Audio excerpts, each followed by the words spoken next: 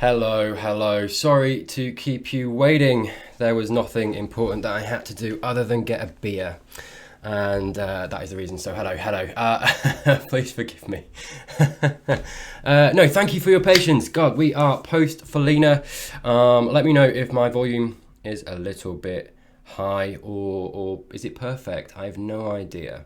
Boom, there we go. Hello, it's me. Yeah, I kept the same outfit. I've just basically been sat here for about a week, mate, just waiting to go live. That's basically what I've been doing. I did add a tie.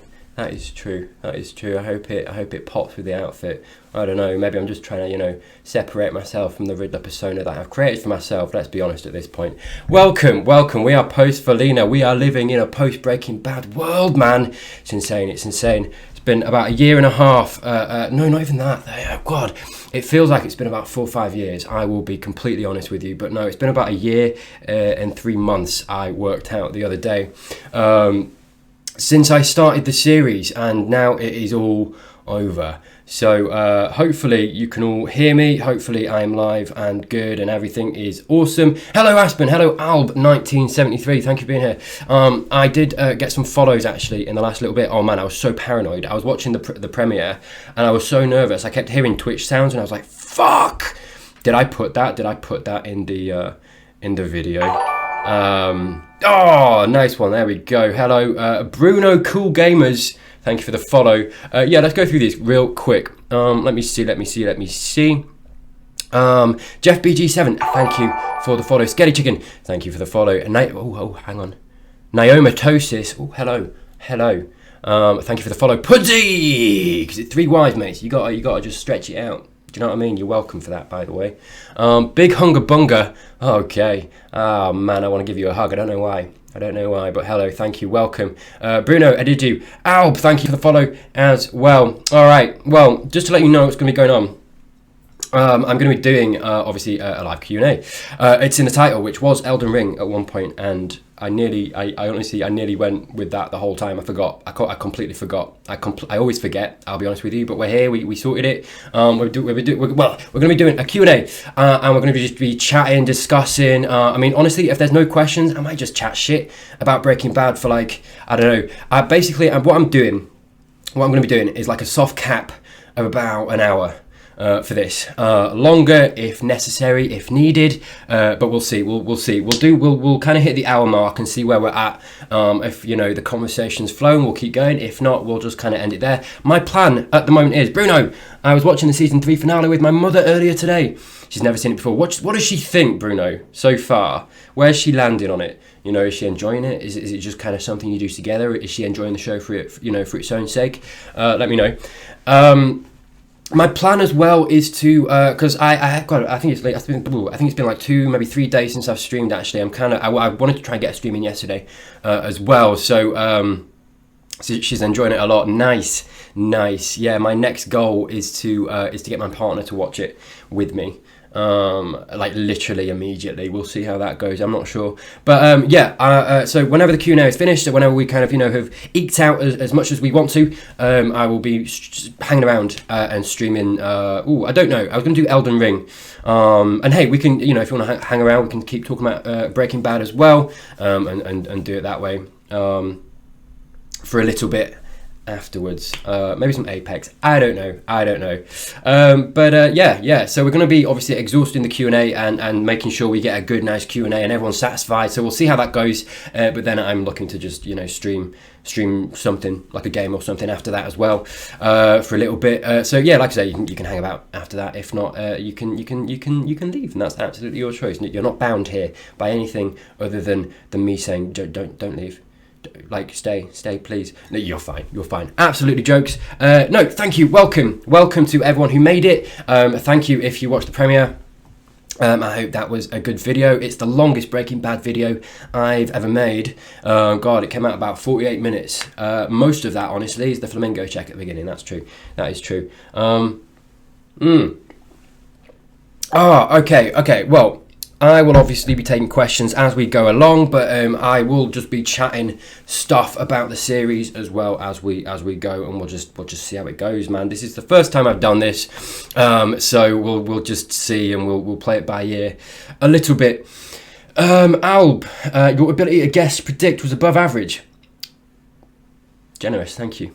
Based on watching people's reactions on YouTube, how much of your thoughts develop during the editing process as opposed to the filming moments? So you can kind of tell actually from video to video, like ratio wise, where some of those came in kind of post watch really. Because if I did think of something and I could get it in to the video afterwards, that's when I use the text. So that's usually if there's like text and stuff in the video, then that's basically like an editing thought that I have, and I'm like, oh, I missed it, I need to get it in somehow. But sometimes, I mean, you know how much I talk and eloquate or try to like explain things in the way that I do. I use too many words, but it is what it is. If I can't always get it into one of those, then I don't. Maybe I put it in a pinned comment. Like I put a pinned comment under the finale today, actually, which I might read out, because there are some thoughts in there that I just kind of, you know, like I say, there's a week between like now and then, and as I was editing, I wrote that pinned comment out and saved it. But generally, like anything that I talk about in the actual video is just in the moment. But I do edit down a lot as well. So like some of it is like just me working stuff out and talking it through and just chatting. And then suddenly I'll realize something. And so that's kind of how I get it as well. So I mean, you know, I talk a lot in my videos anyway, but I cut that down a lot, not loads, not a huge amount, but you know, try and get fluff out and stuff. But I think some of the process of how I make videos and that kind of thing helps with the guessing and, you know, that kind of thing as well. Let me see. Bruno, top 5 favorite characters. God, I mean, who's my favorite character? Oh, Tanti 007. Jesus. Licensed to what, though? That's my question. I'll be honest with you. Thank you for the follow. Top 5 characters. Do you know what? Mike's in the top 3. Easy. I can say that straight away. Jesse's in the top 3. I mean, you've got... Ooh. I kind of got to say Walt, I feel. Not that I've got to say Walt, but I think just because of the sheer character development and the character journey that he's been on, I think just from that alone, do you know what I mean? Like, yeah, I'd say, what's the order? Do you know what? So I've come to the conclusion about something about Jesse that I've been thinking about a lot, that I've not put in any videos since the finale, and I didn't put it in the pinned comment either because I thought about it literally today. So Jesse's my number 1, and I'll tell you why in a second. Number 2, Mike. Number 2, Mike. Number 3, Walter, and then Gus is a really cool character. This is the thing. There's so many. I mean, this isn't a surprise, is it? Really? I mean, these are all you know, the top characters in the show, I guess. Gus is maybe at least 5. I'm trying to think who else. I'm sure I'm forgetting. Somewhat. Oh, Bogdan. Bogdan's 4. Easy choice. Why, Tyler? Eyebrows. That's it. That's the beginning, middle, and end to that argument, to that discussion. I'll hear nothing else about it. And then Gus 5. I'm going to get so many people mad at me. Sorry, I saw Bruno. I was going to say Bruno. Sorry, Bruno. You put Bogdan before Gus. Fuck you, mate. Fuck you. Well, that's where we're standing. All right. That's what I'm. That's where I'm planting my flag. I'll talk about Jesse in a second. Tanti, this is not strictly about BB, so sorry about that. Hey, just behave yourself, right? We've got some... No, it's fine. But do you have a top 5 to 10 favourite shows of all time? And if so, where would BB stack up within those? You know, I have a memory. I have a decent memory, but, like, it's weird. For, like, film, TV, books, whatever it is, I have a horrible memory. Horrible. So, like, I'll watch something, I'll be like, that's the best thing I've ever seen, and I'll forget about it. Completely forget about it. I mean, Breaking Bad's definitely in the top 5, for sure. Black Sails is in my top 5. Really good show, really underrated show. Toby Stevens. So actually, funny. I would describe Brian's performance in Breaking Bad as the same kind of visceral kind of performance, the same kind of raw, intense, like. I don't know. I think I'm coming at it from an actor's perspective in a way as well, because like I do feel like those kinds of actors, like you get them in a scene and they enhance everybody else in that scene. Like you do find that, and I think Toby Stevens in Black Sails gives, if not an equal, like a very close performance in the same way to what Brian does in Breaking Bad. I think that's one of my top two. Like, I'd say Brian in this and Toby Stephens are like my top favourite performances in anything that I've seen in Black Sails. He's amazing in that. And I think, you know, a lot of the actors in Black Sails, at least at the beginning, are quite new. They're quite early on in their career. And so like they all do, you know, a great job and everything, but you can kind of tell they're a little bit new at it, or it's like a first big role. But then when Toby comes in a scene with some of these characters, he elevates them. You can just tell, because he's so good, he's so real, he's so kind of, like I say, visceral, raw, just open as an actor. And I think, you know, with Breaking Bad, I mean, you know, I've talked a lot, I've waxed a lot about the acting in the show, and I think I'm talking about Brian and Toby in these, right? But like, I think so many people. I mean, you saw in the finale, is it Anna Gunn? Skylar did an amazing job. Aaron Paul does an amazing job in this too. What's Hank's actor? He does an amazing job. You know, they all knock it out of the park. What other show would I choose? I mean, hey, Game of Thrones was up there until the finale. And, you know, I think the final few seasons, but I think it deserves an honourable mention. I don't know if it's in the top 5 or 10. Just for what it tried to build, I suppose, or what it did build, and then, you know, it didn't finish on. God, what have I seen? This is the thing. I can tell you right now, in the weeks to come, I'll be thinking about this question, and like 20 options will come to me. But right at this moment, fucking nothing, mate. No idea. Because what have I been watching recently? See, this is the thing. I do think about, as I've got older, my taste has changed a lot. So like, I'm more fussy than I used to be. So like, I've watched a few things. And honestly, actually, because not The Walking Dead, but I won't do any spoilers for this, just in case, and you know, people haven't seen it. But like season 7, and the scene with Negan, with everyone arrayed and the lights and the, you know, everyone arrayed on their knees and Negan doing his monologue. That's one of the, like, you feel as the audience so nervous, so excited, so the anticipation. That scene, that performance by Jeffrey Dean Morgan is so good. And honestly, that was kind of for me at least, that was kind of the last part of the show that was like really, really good. I think season 7. That was phenomenal. That whole scene was absolutely insanely good. So what's your Darson89, so what's your top 5 episodes of Breaking Bad? I don't remember all the names, so you'll have to bear with me. Again, memory. I guess I've got to think of moments, right? I mean, the one that comes back to me, honestly, still, I remember I titled it on my channel, one of the best scenes in Breaking Bad. It was the one, is it Floor Space or something? When everything kind of goes a little bit wrong and Walter has that Joker laugh. I think that's one of my favorite episodes. That's phenomenal. I think, Ozymandias is up there too. I'll try and order these into like a top 5 in a second. Just for Brian's performance in that, I think I loved the things that he did on the phone when he's pretending to be the big bad Heisenberg. And Sarah just popping in to say hi and congrats on finishing Breaking Bad. Thank you very much, Sarah. Thank you for popping in. I appreciate that. That's very kind. Let me see. Those two for sure. I don't know whether I'd put this is the thing, I don't even know if I'd put Ozymandias. Ozymandias as a whole, maybe is above that.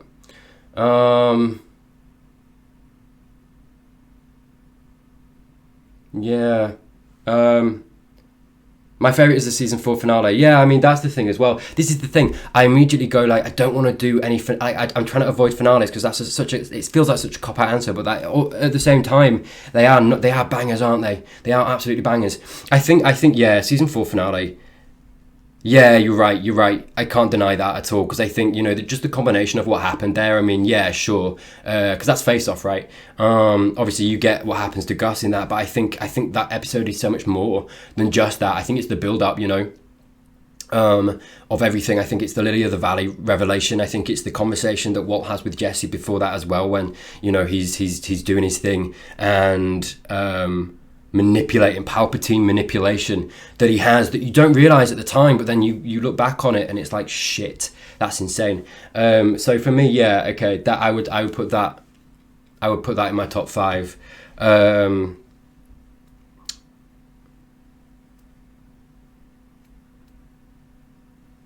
Jeff BG7, what about the Breaking Bad seasons ranking? Whew. I mean, and I will try and narrow down, by the way, the top 5 episodes. Sorry, again, horrible memory for this kind of stuff. What about Breaking Bad season ranking? I would say, this is the thing. I think the obvious answer almost is season 5 top, number 1. But I do feel like you don't get season 5 without some of the stuff they built up before that. And like, this is the thing as well. I think my life has been Breaking Bad for so long that it does kind of all merge into one, So I'm like, wait, was that season 3? Was that season 2? Was that season, what are your thoughts, expectations going to Better Call Saul after this? Sorry, I'll get to that in a second, Tanti. I think season 4 is my number 1, personally, actually. I think the culmination in Gus and the stuff that happens with Gus. Another episode of the top 5 is Gus's backstory. I actually thought there'd be more to that, when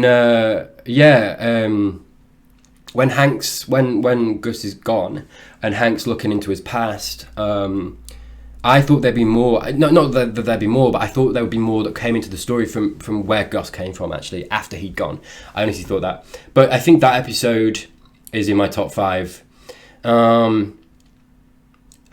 don't want to be a basic bitch, but like Ozymandias is maybe number 1. If not number 1, that or Face Off.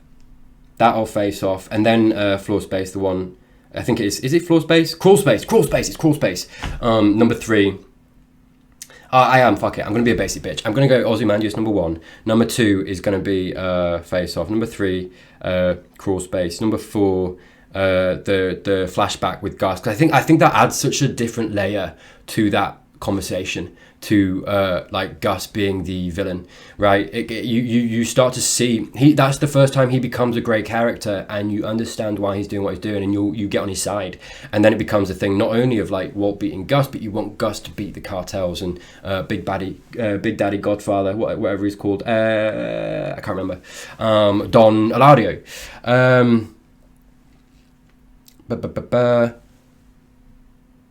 Darson, yeah, for also the Confessions episode 511 with Walt's tape, Genius Right. That's good. Yeah, that's a good shout for you. Yeah, fair enough.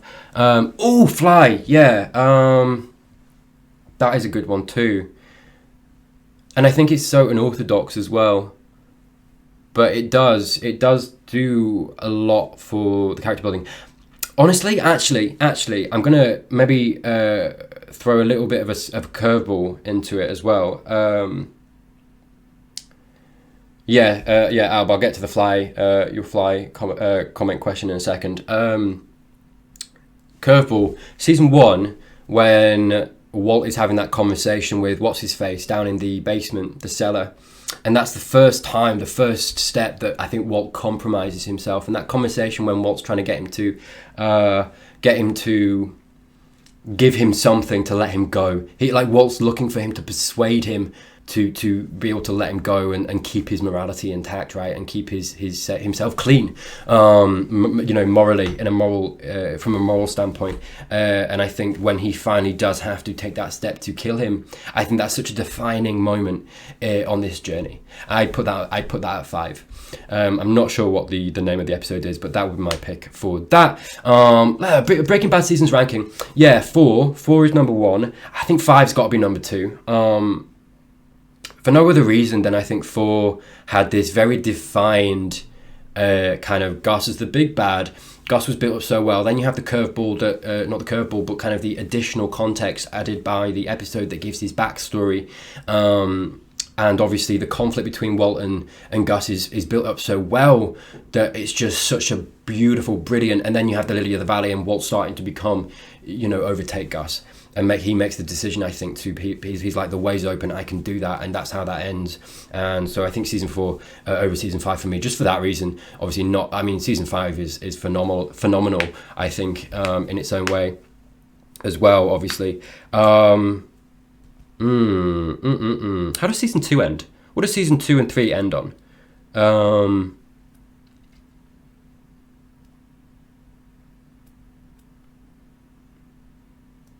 For me, the family conversation with the talking pillow. Season 2 is the plane. I would put season 3 over season 2 then, I think. Yeah. It's a highlight of season 1, so relaxed and so powerful. The talking pillow? Which one's that? Sorry. Remind me. I think I'm saying this. No. Okay. Season 1's my number 3 pick. I think just because it started it all. Yeah, it's a slower season, but it establishes everything so well. You have that first kind of step of like, okay, this is where the show's going. This is the path that he's on, and I think it builds your expectations. Everything that you find and feel, everything that I felt, in regards to Walter later on, is established in that season so well. All the stuff of like, okay, I can see where this show is going, or at least I think I do, of Walt is going to build this empire, he's going to become this kingpin, him and Jesse, they're going to be brothers together, going forward and moving upwards in that. And I think, and so every time I talk about that later on, I think that comes from season 1. And I think they start that so well in season 1. So that's my number 3 pick. I think season 2, 5th, and season 3, 4 is my pick. When the family sits in a circle and they try to convince Walt to take the treatment. Yeah, fair enough. I think that's... Yeah, I remember his speech about, individuality and making his own choice is really powerful in that moment. Yeah, that's a really nice moment. That's fair. Season 3, Jesse killing Gail and everything going to shit. Yeah, right. So, okay, yeah, I put season 3 above season 2. Season 2, I would put 5th. Season 3, 4th. So, yeah, sorry, Tyler. Alb973. Tyler, did you have any thoughts on Fly that evolved? Some were not ready for the slowed down pace, but then came to love it for the huge symbolism. Yeah, I remember at the time really, really liking Fly. I personally thought season 3 was the weakest up until the last 3 episodes. Yeah, fair. This is the thing. I mean, I think 1, 2, and 3 are so crucial to what you get in 4 and 5. I think that's the thing. If I ever rewatch, and I think I will, I want to. Like I say, I do want to rewatch it at some point. I think there is going to be so much rewatchability and maybe so many thoughts that I'm going to have upon rewatching, knowing how it all goes, right? And hey, who knows? Maybe I'll make more videos later down the line. If I do that and I have any thoughts, perhaps I can maybe collect them together and make a video. We'll see. Yeah, we'll see how that goes. Yeah, I'm sorry. I'm thinking back to the Fly episode. A Breaking Bad rematch after Better Call Saul is an absolute must. Fair. Rewatch. Fair enough. There was a Better Call Saul question actually above. Sorry, I did. Let me see. Oh, Darson, sorry, by the way, it was bait. Of course, we all know there's too many episodes to just pick 5. That's fair. Well, yeah, exactly. And honestly, yeah, I think some episodes do just, I don't know. It's all blended into one. I've done it week to week, every single week, pretty much. And so you start to almost forget. I mean, it would be better to kind of go through maybe my channel and just have a quick look through and just see if there's anything that I forgot. I'm sure there are that I really, really loved at the time. So it was Tanti. What are your thoughts, expectations going into Better Call Saul after this? Do you know what? So I've worked out a little bit. Well, okay, so this was what I thought. I thought Better Call Saul was a prequel. The more and more I've come forward, and from seeing comments of what people have mentioned, something as well in the chat, I think during the premiere, makes me believe that it's Saul after Breaking Bad, and maybe there's flashbacks, right? Which I am much more excited for. I was less excited, I think, for Better Call Saul previous to this, and I say previous to this, and I mean like, I don't know, like a couple seasons ago, when it was starting to get floated towards me of like, are you going to do Better Call Saul? And I was starting to think about it and be like, yeah, I think I will. I honestly thought it was a prequel. I thought, so I was less excited when I thought that. Now that I kind of feel like it is kind of carrying on after the events of this, and we get to see Saul in the aftermath of it all and going forward, I'm so much more excited. I'm so much more excited for that show than what I thought it was before. So Yeah, we'll see. It's interesting. I think a lot of people have. I mean, I'm not going to go into it thinking it's going to be the same thing as Breaking Bad anyway. I know people have kind of said, like, don't go in thinking it's going to be the same. That's fair. I do. I've kind of been doing this so long now that I do kind of try and go into anything with an open mind and not expecting anything, because I think expectations can ruin a first watch, right? So yeah, I'm super looking forward to it. I think a lot of people did mention that it's a very thoughtful show. It's a slower show. There's more kind of stuff that you can analyze, I think was what a lot of people were saying. So yeah, I don't know what to expect. I kind of hope that I don't fluff that, I don't know, it's weird. I've been analyzing on my channel for a long time, and I don't know, it's never happened, but before every video, less so now, but before every video I was kind of like, oh god, what if I miss everything? What if I can't do it? What if I don't analyze anything? Or it's a really bad video, and so I don't know, we'll see. I'm sure it'll be fine, but yeah, we'll see how that goes.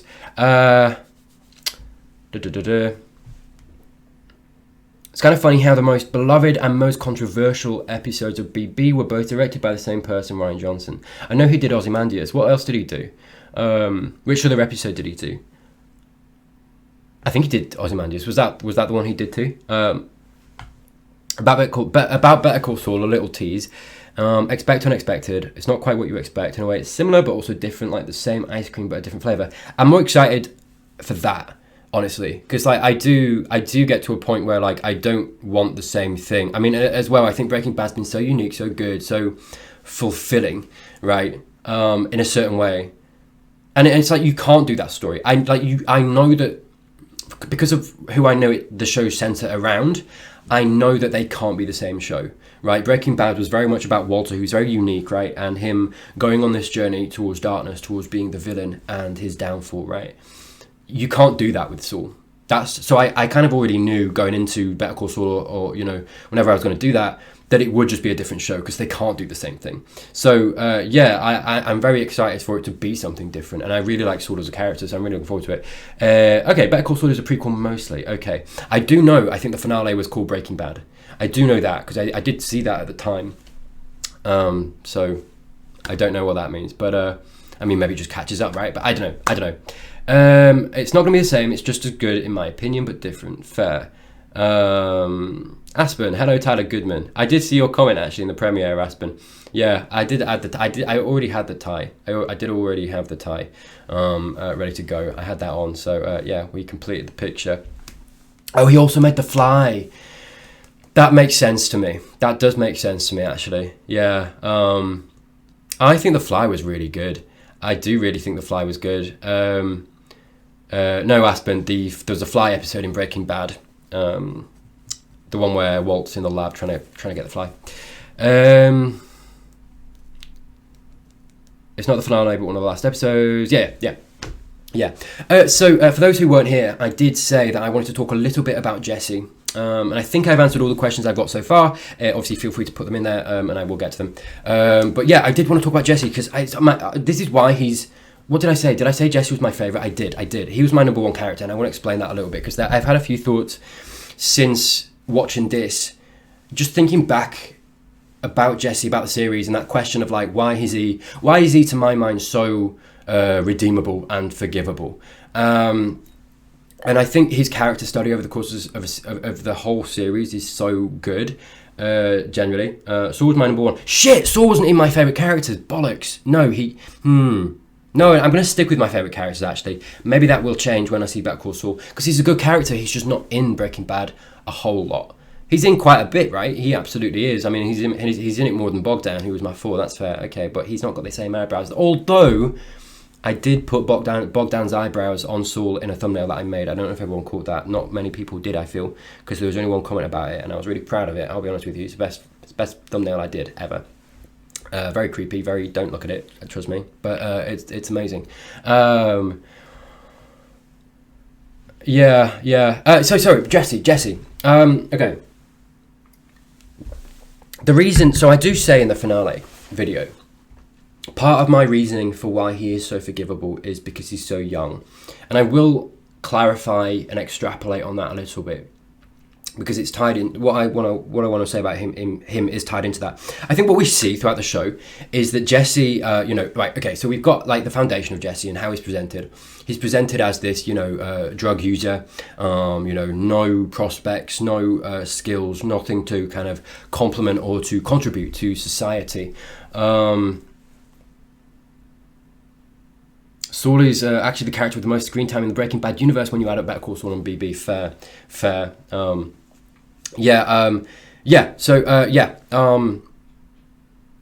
So he's presented as this character who doesn't contribute to society. You look at, I think typically he's this character you would look at, or you're meant to look at, and I think the show challenges this in a way of like, oh, he's useless. He's not doing anything. He's not intelligent. He's not clever. He can't do anything. Blah blah blah blah blah. I do mention quite a lot, several times how he's very clever. I think he's cleverer than a lot of people think, and I think how he's presented in the show challenges that stereotype a lot. I would go further. He's very skilled. He's very, very skilled. I mean, there are two examples in the show, I think, that the show uses to demonstrate this. One, the box, and two, the fact that he's, if not the same, pretty much as good as Walt at making the blue meth. Two commonalities between that is that those things came about because he had a good teacher. And like, okay, fine, you could argue that, we never saw the box. He said it was amazing, but we never actually saw it. I mean, thing is though, we saw the flashback, whatever it was, or the dream sequence where he made the box, and it's like, that's clearly from Jesse's point of view, and he has no reason to lie, right? It's in his brain. That's how he remembers the box, and you can see the box as the audience being very well made, it looks very good. He was clearly very good at that. So when he actually applies himself and has the tutelage, someone actually guiding him, he's very, very skilled, very, very good at what he does, right? Which I think demonstrates how, I think compared with his upbringing and his parents, compared with this image of him not traditionally being clever, right? Not kind of excelling in a traditional sense of the word in regards to education. We see that episode all that time ago with his parents and his little brother, and how his little brother does excel, and he gets much more support from his parents because he excels at the things that are traditionally, societally regarded as good to be good at, right? Like maths and English or science or whatever else, and music, right? Whereas Jesse isn't given that guidance even from his parents. He's not, they don't make an effort to be like, okay, this is what let's find out what you're good at, right? So I think that the lack of nurturing when Jesse was at school and when he was a child, and obviously he got into the weed at whatever point as well, all of that combined show us that he wasn't given the nurturing and the tutelage to excel in society. So I think the place that Jesse finds himself in Breaking Bad and later in Breaking Bad is very much a failing of the system and how people are perceived. Kids are perceived when they don't excel at the things in school that you're supposed to. But then we have the comparison or the contrast against that of when he actually is given what he needs, he is very, very good, and he is clever and skilled at the things that he applies himself to, right? And then I think you see and that's all he needed, and I say that's all he needed because you see very early on in the show in season 1 that he is creative, even without Walt, right? Because he makes his own meth and he does that stuff at a certain level. But I remembered that he added the chili powder, which while in itself didn't do anything to enhance the meth, and it was Walt was like, why would you do that? That's so stupid. That I think shows Jesse's base level for like creativity and flair and trying to add something to make it stand out from the rest of the product on the market, right? That's him applying that cleverness and knowing what he needs to do to separate the product from the rest of everyone else, but he just doesn't have the tutelage and the education to actually do that effectively. And then Walt comes in and gives him that, right? And so I think all of these things combined show that combined with the fact of what I've talked about, or what I've talked about in the show, of him being for a very long time, striving and moving away and actively trying to move away from the moral bad and the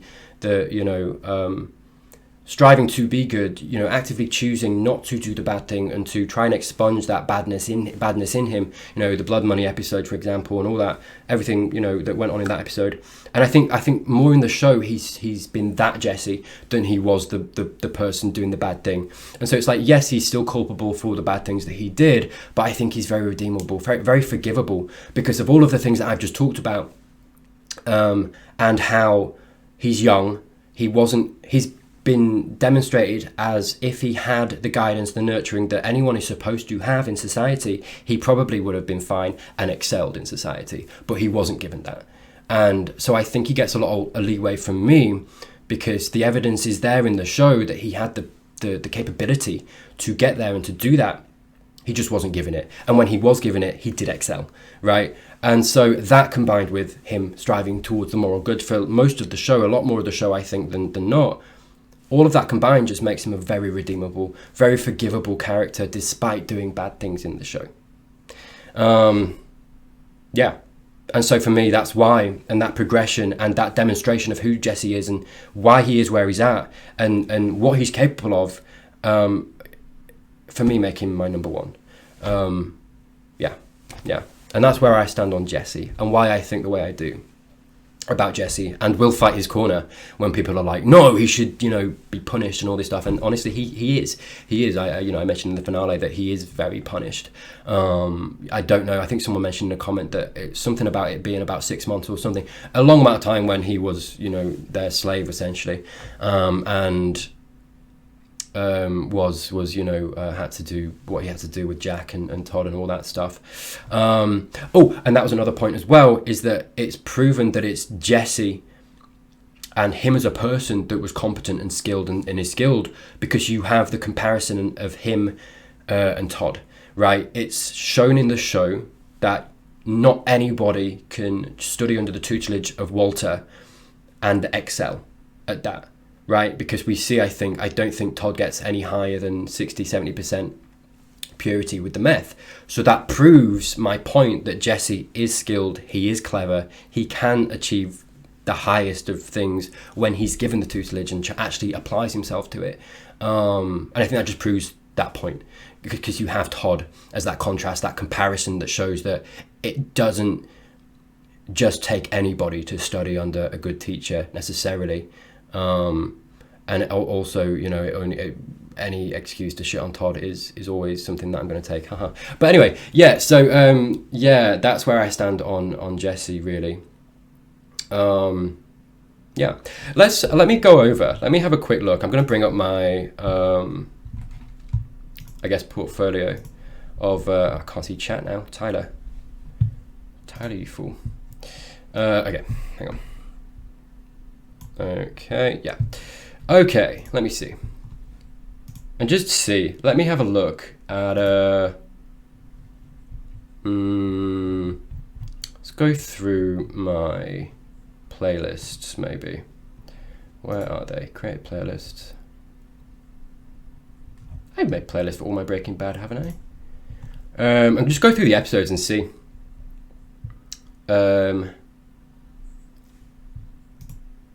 Breaking Bad season 5. Oh, I have. God, I panicked then a little bit. Let me see. Breaking Bad season 1, where is it? I'm just going to go through the episodes and see if there's any that kind of make my top 10. There it is. There it is. Okay, so there's season 1. Let's see. Sorry, did you hear that? I think you did. My bad. Okay. Yeah, I think it was episode 3 that Walt has to make the decision to kill the guy. I mean, honestly, considering what I've said about Jesse, I think best character so far, Hank. Yeah. Fuck!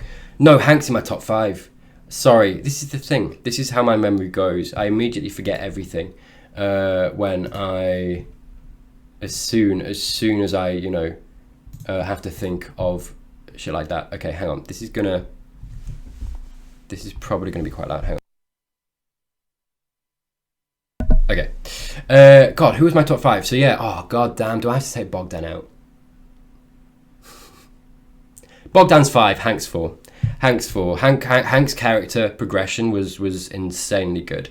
I think the fact that I went from what I thought of Hank at the beginning to, what I ended up with in regard to how I felt about him, I think that's kind of a triumph, right?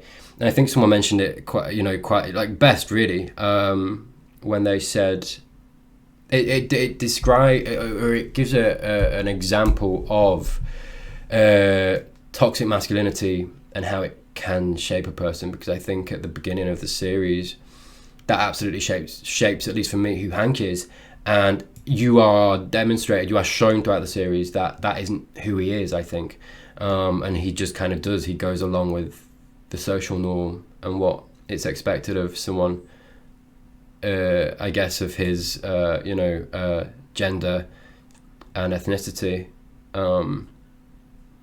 what they're expected almost to do and what you're taught that you should be.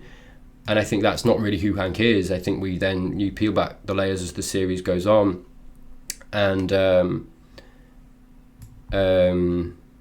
see Hank for who he is, which I think is really beautiful. Really beautiful. Do you know what? I mean, one of the really good episodes was where Hank had the showdown with the twins. That's maybe my 6 or 7. It's in my 5 to 10 range, I think. Just now realizing how little my thumbnails give away. Do you know what I think as well was a defining?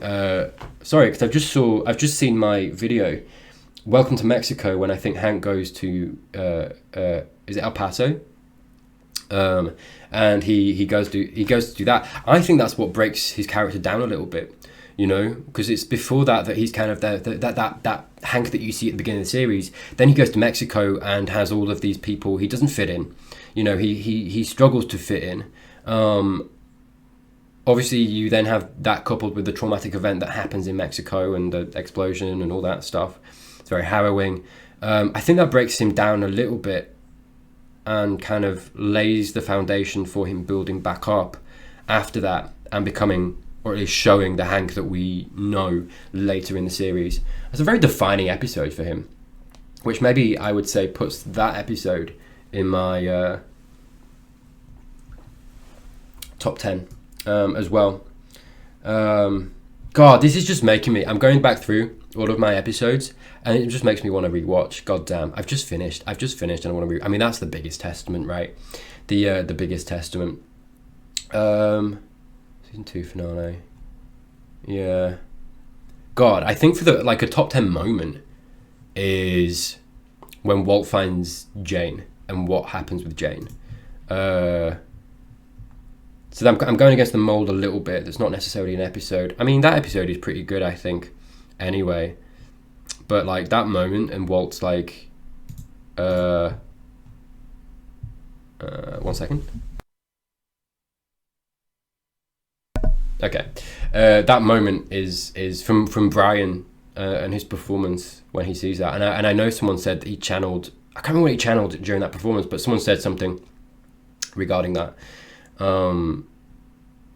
He imagined it was his daughter or something like that. But you can kind of tell that performance when he sees Jane, or what, that decision. You see that decision flash on his face, and what he kind of feels like he has to do, and it does. It's like one of the moments where that tears him apart, where one of those bad decisions, not bad decisions, but the decisions that a decision that is bad, really, really bad, really tears at him.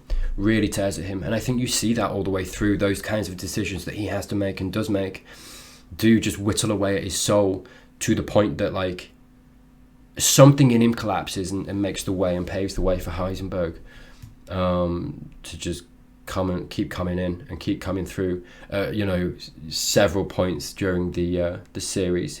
I think episode 7 season 3 was the twins episode. Fly, I think, I'm trying to think, what is it? Because there's that conversation between him and Jesse in that episode, which is really beautiful. Yeah, Fly is definitely in my top 10. Yeah, for sure. Okay, that's season 3. Okay, bear with. God, I look so different in some of these videos. Holy damn. Let me see. I mean, The One Who Knocks, also very good. I mean, it's a very iconic episode, right? But I think there's something to that. There's something to that episode and the payoff to that, I think. Because I think at that point you are still very much on Walter's side, which is what makes that moment so good, because you're still on that road, that journey to wanting Walt to achieve the most, right? You still want him to kind of be that kingpin, to create this empire, to succeed, right? He's still kind of the underdog to Gus. And I think that moment is when, or you're for a little while, and I found this for myself, I was like, I really want him to, I want people to see him for this powerful person, because I think at that point people were still judging him from the Walt of old, right? And underestimating him, not giving him the respect, I guess, do you know what I mean, that, you know, he had from the audience at that point for what he's achieved and what he's done and what he's kind of, for what he's for where he's got to in the show at that point. And I think that's very much a turning point of, it's very satisfying, but I think the way they play it in the show and the actual reaction that it gets from Skylar, and there's this moment of like, okay, now she believes you, and it feels bad actually, because she's scared of him for the first time. But then it's also this it's this thing of like, you know, Breaking Bad does this a lot, where it gives you two separate feelings, and it satisfies you while also kind of tainting that satisfaction with something. And that's one of those moments right there, because it's like, oh, it gives you it. It's like, oh, finally someone sees him. One of the people closest to him finally sees him for who he is, and it's like, oh, it's really rewarding as the audience. And then you see how Skylar actually reacts, because obviously how would she would never react otherwise, right? Of course, she, you know, if she's persuaded of that, she's gonna be scared of him and, you know, be like, who are you, but it's very beautiful in that tragedy as well, because it's like she sees for the first time the fall, or the beginning of the fall of Walt. And yeah, I think The One Who Knocks is up there in my top 10 too. Yeah, and then Face Off, even the penultimate in season 4, End Times, is also really good. And I mean, I mean, I've just watched season 5, but I swear I can't. Season 5 feels like 2 seasons. I mean, I know it's longer, so that's fair. So that's probably why I'm feeling that a little bit as well. Oh, hello. Sorry, I can't. There we go. Langy Mangy 123. Thank you for the follow. Welcome. Thank you for being here. Let me see. Okay, hang on. Okay. Yeah, I mean, even the first episode of season 5. I mean, God, season 5 is such a banger of a season, just generally, isn't it? You know, just everything, loads happens in every single episode. I mean, I'm forgetting Say My Name, where Mike goes out. Good episode. Yeah, I think the first episode of season 5, actually, in establishing who Walt is and where he's going in season 5, is a big episode for me. I think that's in my top 10. It's probably like somewhere in the regions of like 7 or 8. Oh, Puddy. Where would BB rank in your favourite TV series list? Sorry if this has been asked before. No, that's all right. Not quite that way either. Like I haven't quite been asked it in that sense. It's top 2. It's got to be top 2. I don't think, this is the thing, I don't think I've seen a series like this before. Maybe that speaks more. Maybe that's more, you know, a reflection of me. Maybe I haven't seen enough. But I mean, honestly, part of the reason that I started the channel was because I was like, I don't feel like I've seen enough stuff, and I want to change that, and I felt like it was like a good excuse to do that. Top 2, but I'm like, what would actually? I mean, I've talked a little bit about Black Sails. Black Sails is really, really good for me. I love Black Sails. I think it's so ahead of its time for what it does, and I think Toby Stephens has got. I mentioned before Toby Stephens being on a par with Brian in Breaking Bad and the performance that he gives in Black Sails, but like, yeah, I think Breaking Bad's always going to be top 2, top 3, depending on what I see. Andor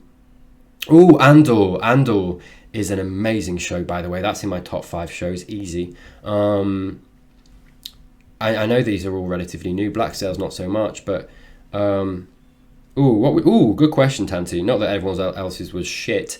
But that's a good one. What would be your ranking when it comes to the acting performances in Breaking Bad? Hard question as well, and it changed. My answer to that question has changed just from watching the finale. I think you can probably guess if you've seen that video what I'm talking about. But yeah, Pudsey, top two. I think it beats out. I don't know which ones. Maybe even one. It's interchangeable.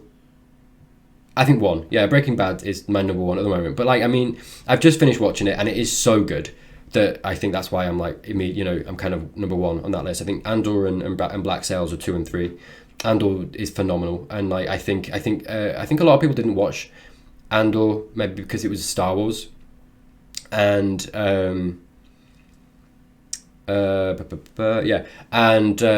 which is a shame, because I think even take the Star Wars out of Andor, and I think Andor is still an amazing show, one of the best shows this year, in the last few years, that I've seen. It does so much, so much. It says so much. It's a slow build. I think some people, I think you've got to watch the first 3 episodes and then decide whether you like it or not, because I think Disney did a really good thing in releasing, I think, the first 3 episodes and then doing it weekly, because I think it's quite a slow build up. I remember watching the first episode and not really being hooked, and I think you needed those 3 episodes to invest you in it enough and to understand the story they're trying to tell, and how they are telling a slower story that has layers to it. And I think just the design, the costume design, the set design, the thought that goes into all of the props and everything in that show is so beautiful. I think they really capture this is a Breaking Bad stream. I won't linger on this too much, but I think it really captures the original trilogy feel in Andor so well, just with the set design and everything. And I think the story unravels in a way that's so changeable. I mean, suddenly it's almost like a heist type thing, and then it changes to like it's very philosophical as well, but then it changes to, I'm kind of sad. I'm glad in a way that I didn't do it on my channel, but I'm kind of sad because I think there would have been a lot to unpack in the same way that there is with Breaking Bad with Andor. Anyway, yeah, if you haven't seen it, I would highly recommend. But that's a great show.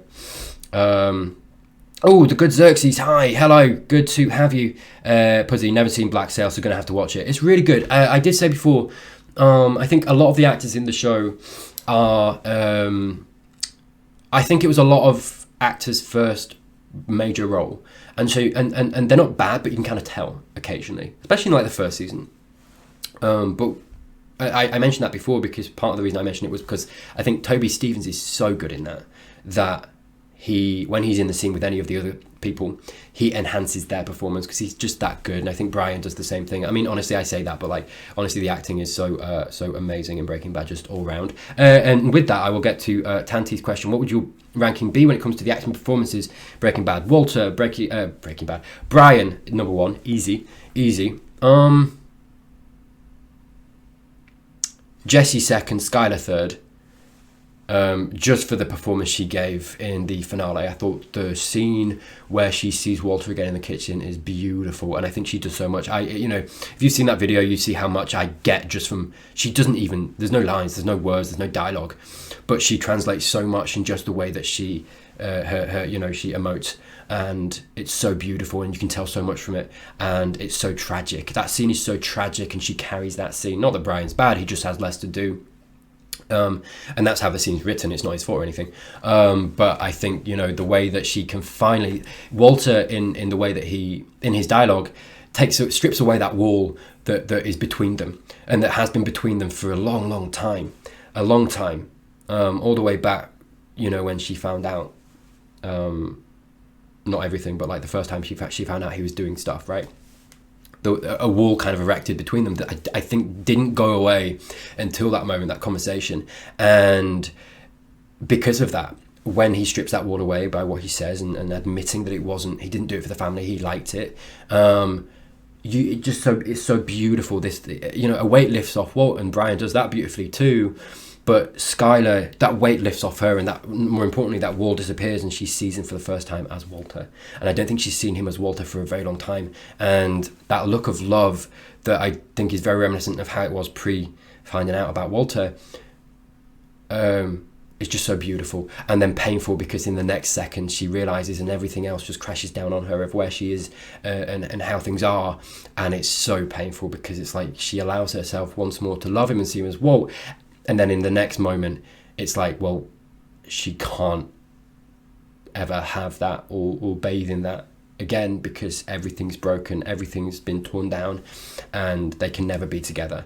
So beautiful, so beautiful. So she absolutely gets number 3. I think, you know, just for sheer, Aaron and Brian are so brilliant, and I think Brian's great all the way through. I think his standout performances in Ozymandias, when he's on the phone, and the scene in the kitchen with Skylar and Walt Jr. I think that's beautiful, brilliantly acted. Second to that, I love his crawl space. I've talked about crawl space a little bit. I love his crawl space performance as well, and the Joker almost esque laugh, this manic laugh, this laugh of a man that is, you know, been broken down, and these things are affecting him to such a great degree that I think in that moment when he realizes he can't do anything, it's maddening. And I think we start to see him become a little bit mad with it all there. And I love that. I mean, 4 and 5, God. I mean, Hank maybe 4. To be honest, just the way that he's. Sorry, I will. By the way, I will get back to people that have been chatting, asking stuff. The Xerxes is here. Yeah, welcome. Thank you for being here. Thank you for gracing us with your presence. 4 and 5. Yeah, I think Hank. I think the moment he finds out about Walt and the pure anger, and that moment in the garage where there's this beautiful softness and what's the word? It's on the tip of my tongue. From Hank. So this softness and vulnerability. This moment of like he's lost his best friend. This person that he thought would always be there was always on his side, and he found out not only was he not on his side, he's the person that's been that's essentially traumatized Hank in many different ways and changed his life in many different ways, wounded him, as well, and is responsible in some way for that, both physically, emotionally, and that moment of vulnerability and.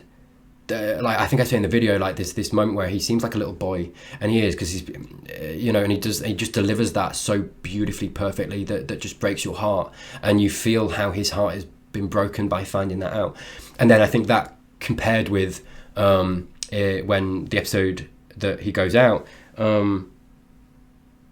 the anger, and also the moment when I think he realizes that Walt does still love him.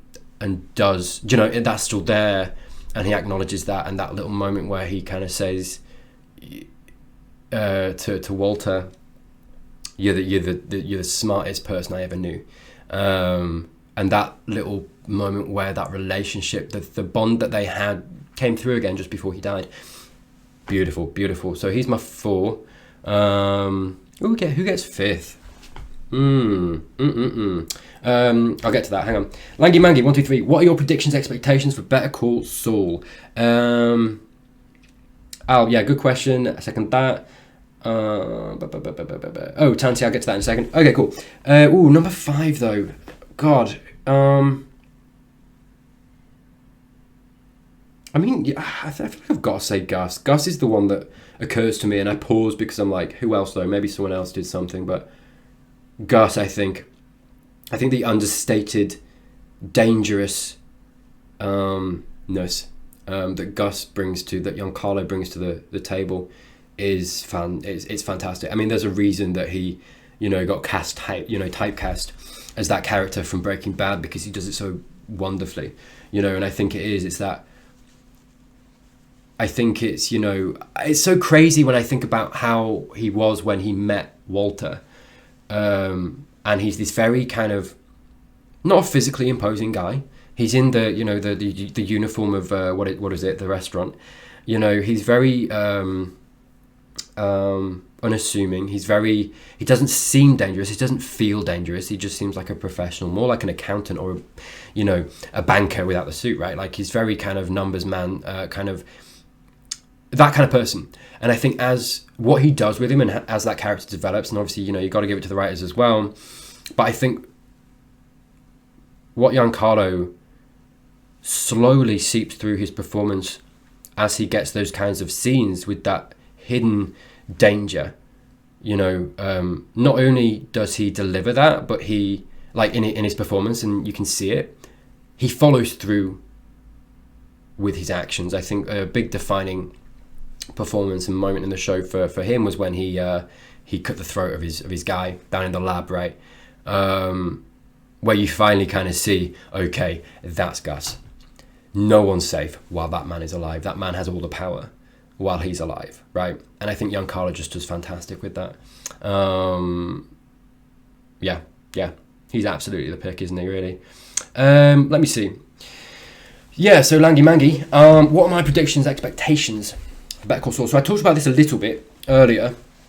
My expectations did change, because I think originally I thought it was a prequel. Someone has said in this chat, actually, that it is more of a prequel than anything else. But I think what I've kind of worked out, or not worked out, but people kind of have said, I guess, in comments or like the little chats during my premieres, people I gave me the impression there was more post Breaking Bad Saul than I was led to believe. I always thought it was a prequel, but I've become more excited for it as I realised that there might be, or is, stuff after Breaking Bad and post Breaking Bad. I'm much more excited for that. So my expectations are, I know people have said it's a very different show as well, and I've talked a little bit about how I kind of expected that anyway, just because it can't be the same show. It just can't be. Like, Saul and Walt are very different characters.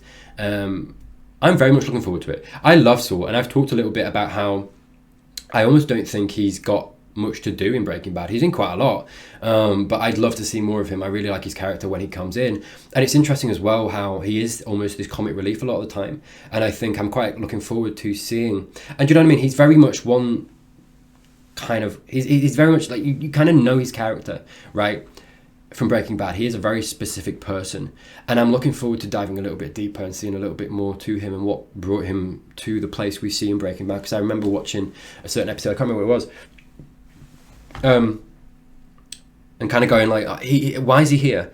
He seems very good at his job. He's a very good lawyer. Why is he where he's at? And I got very curious about that during a certain episode, and so I think I'm looking forward to diving deeper, finding out more about that. And I'm very interested in the way that people have said it's a bit of a slower show, maybe a bit more of a deep dive in regards to how much analysis you can do. And so that excites me, because I'm like, okay, that implies to me, and I might be wrong, and that's fair, and I won't be disappointed if I don't get this, but like that there's going to be much more of a deep dive into his character, and that kind of stuff. And I'm so we'll see. Predictions though, I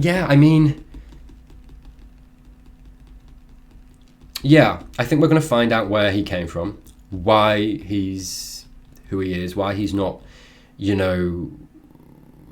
because while he's good, he's not the top of his field, right? He's in the middle of nowhere with his office, and not representing necessarily the best of clients. He's always looking for, he's getting paid a lot, right? I guess from these people, but he could be making the big bucks somewhere else, representing people a little bit more that aren't doing things like, you know, Walter or Gus or whatever, you know. So I'm expecting to find out why, you know, and the wherefores of all that stuff, which is going to be fun. Yeah, so Tanti, did you have any predictions during the show that didn't come true, but you, or I guess another way to phrase that would be, if you could change a single thing about the show, what would it be? Good question. And I think there was something. God, when was it? And this is the thing, before I answer this, like, I wouldn't change anything in the show. I think they do it beautifully, perfectly, and I can't touch that, right? Like, I'm not gonna be coming in and being like, oh yeah, they should do this because this would be better. I think maybe, I guess, I thought Skylar and Walt Jr. would be in a bit more danger. Not that they weren't in danger, I think they were. I'm surprised they both made it out alive. I'm glad they did. I'm absolutely glad they did.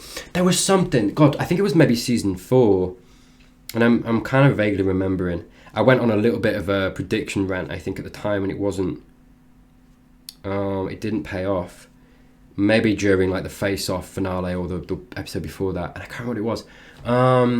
Let me think. No, I don't know. I can't remember. But I think it's difficult, isn't it? Because I'd like to have seen... It's hard to argue with the structure of the series. You know, and I don't think it would necessarily... I don't think there's necessarily reason to do this, but I would have loved to have seen Walter at the top as this kingpin for a little bit longer, in a way that was more not satisfying, but in a way that was more or less painful, right? Because I think when he was the top of the top, he became the villain, and I think the show did give you that, and I think that's the thing as well. What makes it so beautiful, what makes it so good, is that you get it for a sliver of a moment in time, and it makes it more painful for that because you don't linger in that, right? And I think it's the strength of the show that it doesn't linger on that stuff as well. It just focuses on this very close-knit group of people and digs into them in the best way possible. I'll think on that question a little bit more, because I'm sure there's been stuff throughout the series that there has been, and that I just can't remember right now. Tanti, Better Call Saul has even more intricate and nuanced characters than Breaking Bad. Interesting. Which is pretty ridiculous, yeah, because the bar is already sky high, but they somehow do manage to put it off. That is interesting, yeah. Like the place that I'm in right now, it's kind of hard to believe that, but I believe you. And I think what I've seen from a lot of people has been that. A lot of people have said that, so at this point I've got to believe that, right? The complexity of everyone in that show is off the charts. Definitely something you'd like, in my opinion. Yeah, we'll see. I mean, oh God, it's going to be so much work, isn't it? Because like, I remember the day when I was doing like 15 minutes videos on Breaking Bad that took me like 3-4 hours. Now they're anywhere between like 20-30 minutes. My finale was like 48 minutes, I think, and anywhere between like 8 to 16 hours to edit. So I can only imagine what Better Call Saul is gonna bring to the table. We shall see. Do you know what? No, that's something. Sorry, I just clicked right near the microphone. I do apologise for anyone's ears. I won't do that again. Yeah, something that I would have. Again, I think it makes the show more tragic and more painful, and therefore almost better for this. I would have loved a little bit more of the relationship between Walter and Jesse. I think, you know, from season 1, season 2, for a long time, I was begging to see them get on more. And I think we do get that as the show does go on. But I wanted them to be the best of friends, you know.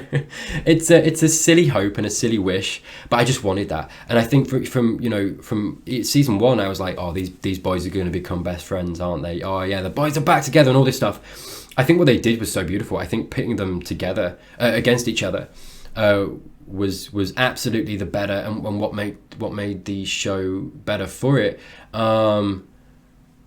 there's something in me that is quite wistful for this idea of like a final season or like a final 2 seasons or a period in the show where, and it's not that I didn't get this, I guess I just wanted more of it, you know, that relationship changing in a way that made them more equals than they were. Because I think even when they were the closest, the dynamic between them was very off kilter. You know, Walt had all the power, he was manipulating all the time. All the warmness sometimes was Walter manipulating. And I would have just liked, I think at the end there was that mutual respect. I think it was there. But I would have liked that to be more present. Would it have made a better show for that? No, not at all. But I just, you know, that hope from season 1, I've seen those 2 boys, you know, cooking the meth and doing things and, you know, building this empire and seeing where they started to where they were going to get to. Yeah, I don't know. I don't know quite what I would have wanted, but something to the effect of that, I think, a little bit more. Yeah, and I think something as well that I mentioned a little bit previous to this in the stream was Gus's backstory. I would have liked to have seen a bit more of Gus's backstory, actually.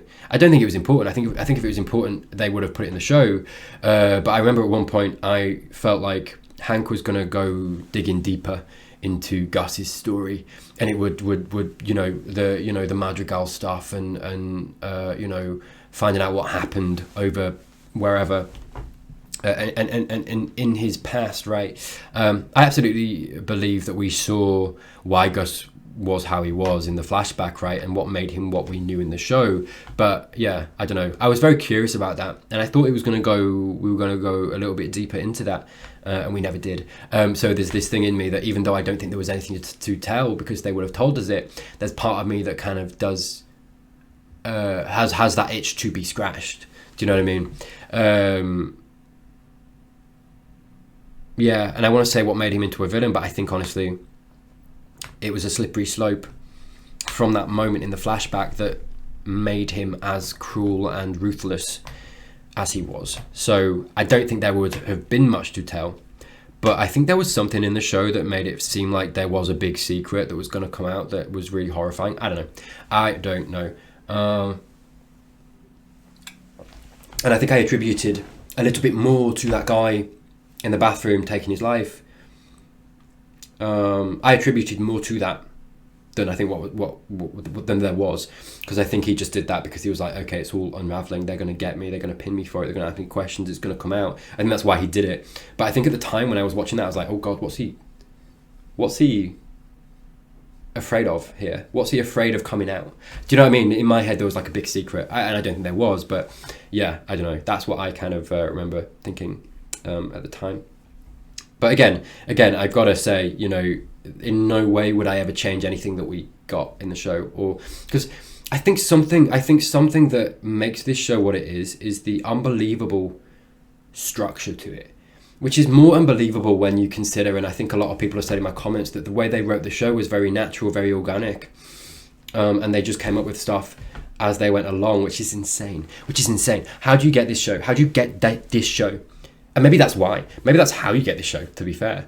Maybe that's the secret, which is really interesting, because I always thought, I've been writing for a long time. Writing was always the first thing. Sorry, bear with me. All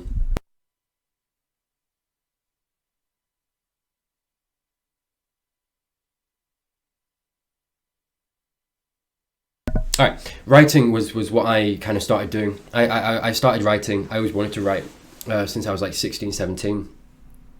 And I think the first thing I ever wrote, I had no education at that point. It was just something I wanted to try, and so when I first started to write, I wrote in the way that a lot of people have said they wrote this show. But at the time, I thought, because I had no education, so I didn't really necessarily know how to write, other than having read things myself and kind of knowing generally how stories are put together. I'm not saying that I was an amazing writer when I was like in my teens, because I was not. I absolutely wasn't. At all. But that's how I wrote. I just came up with it as I went along, and I was like, okay, I put characters in situations, and it was like, right, how do I get them out? And I think that's so it's so interesting to me that's how this show was written, because I associated at the time when I was a kid that as being quite not unprofessional, but lacking refinement and maybe the sign of a bad writer, right? Because I was like, I'm doing it for that reason, because I didn't really have any formal training at the time, I mean, I later went to university and that's what I did, but and then you kind of you're taught to obviously, you know, think about it more in detail, and you know, the structure of things and planning and all that stuff. So it's insane to me, but it's so amazing that that's what they kind of did and how they wrote, but I think that's the thing. I think the impression I get is that the reason that they did that and the reason that it's so good is because they were like, what's the most exciting thing that we can do right now with these characters? What we building to, oh my god, that scared the shit out of me. Sorry, no, thank you, dear Lord. Lure, thank you for the follow. Sorry, I've absolutely butchered that name. Thank you for being here. Yeah, insane to me. But I think that's probably, yeah, like I say, what made it so great was that they were like, what's the most exciting thing? Because I think so often they tossed convention aside. You know, you see in my videos and me talking about the show, I'm like, okay, this is how the show would go in any other show, and then they do something different and they toss that aside and they're like, no, we're not going that way, we're going this way instead. And then when I realize where they're going, it's like, that's such a better decision, that's much more exciting. You're taking out all the filler, all of the kind of the expectation and predictability of it, and going a completely different way. And they did that so often that I think, you know, builds the you know, the tension, the expectation, erases a lot of expectation from people while they're watching the show, which makes it so good, because you don't have time to think, oh god, okay, they're going that way, okay, what's going to happen now? I have no idea. And then the thing happens, it's like, okay, oh god, wow, you know, and it's more impactful for that. Yeah, which is insane. Yeah. And I just, it's, someone mentioned during my premiere, how satisfying they make the show, or wrap the show up. Like, it's kind of insane. Someone did mention, like, you know, the expectation going into the finale of how it was a kind of a thing of, God, I don't know, the fear that you know, you have this amazing show and the final episode's coming, there's all these things to wrap up and get through, and it's like, can they do it? Can they, you know, stick the landing? Which I absolutely think they did. God, is there anyone alive that found that a dissatisfying ending? Probably. And I suppose what I would say as well, this is the thing, I know El Camino focuses on Jesse straight after this, so like, I mean, one of the things, you know, going back to a previous question about what would I like to see, would have been, previous to knowing that El Camino was focusing on Jesse, I'd have been like, oh, I want to see where Jesse goes and how he does. If I hadn't got that, I wouldn't have been upset though. You know, I think the ending alone for Jesse that you get in in Felina is really satisfying, and like, to my mind, I'm like, well, if I knew no more, then I'm satisfied, and I feel like he's got away scot-free and he's happy and he just gets a new life. If I thought about that a little bit more, I'd be like, why he has no money? But I mean, it's the prospect of, you know, putting that life to rest and putting all that aside and going forward, moving past it, you know, and it's ended now and he can do what he wants to a certain extent. I mean, I don't know. I say that and I'm thinking about it now and I'm like, I mean, he's not necessarily, well, he's not public enemy number one, right? But do they know about him? Hank's not there. Hank was the only one that knew about Jesse, really, like Hank and Gomi, and his connection to Heisenberg. And I guess with them gone, maybe that link isn't there anymore. I don't know. Maybe El Camino will answer that. Yeah. Just to let you know, by the way, because I will, obviously, I mentioned that I'll get to El Camino. Sorry, Tanti, I will get to your question as well. Yeah, so my plan going forward, so I recorded yesterday actually a video on Smallville. I've done a first, middle, last on Smallville. Then I'm going to get a Buffy video out. So Smallville hopefully coming out next week, Buffy soon after, and then I'm going to work on El Camino. And I'm going to get El Camino done and out as soon as possible, and then after that I'm going to go on to Better Call Saul. So that's the plan. I don't have time frames for that, but that's going to be how I go forward, and what I've got planned before that. Tanti, have you ever seen or thought about watching The Leftovers? No. I don't know if I've heard of that, or if I have, I don't know what it's about. It's made by a co-creator of Lost, and is a very abstract and artistic show. One that can be broken down and analysed to no end. No. Hey, by the way, if anyone wants to ask me, I feel like we're kind of coming to a close on the Breaking Bad questions, etc. Breaking Bad talk. Obviously, Breaking Bad questions still absolutely invited. But if you want to ask anything else, or about any more of my content, anything like Tanti just asked, feel free, fire away, and we'll get to those as well. But I've seen the entirety of Lost. And really, that was a good decade ago that I watched that. There was a guy that I used to work with, and he had like all the DVDs, so he lent them to me, and I got through all of them. I just burned through all of them. Really liked that show. I remember, because I remember watching it because it was on English TV, which was rare. It's rare that at the time that Lost came out, anything like Lost was on like English TV. And that was on like ITV at the time, which is like a major program in the UK. That people not into that kind of thing, those kinds of shows, would see that, because that's like the mainstream ITV, BBC, Channel 4, all that stuff. So I remember watching it when it came out, and I was quite young at the time. And Lost terrified me, absolutely terrified me. And I think I don't think I finished watching season 1 at the time, but then like I say, I borrowed the DVDs off a guy and just went all the way through. So I really like Lost. Ending, maybe this is the thing. I watched it so long ago that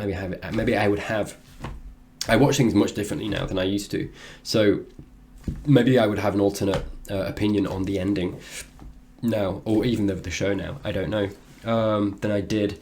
But I really liked Lost. I thought it was really good. But The Leftovers, what is that about? Hang on. Let me have a look.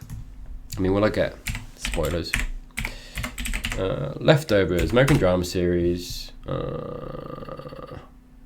It's nice that I don't really know the cast, actually. Sorry, the cast list came up. 2014, 3 seasons.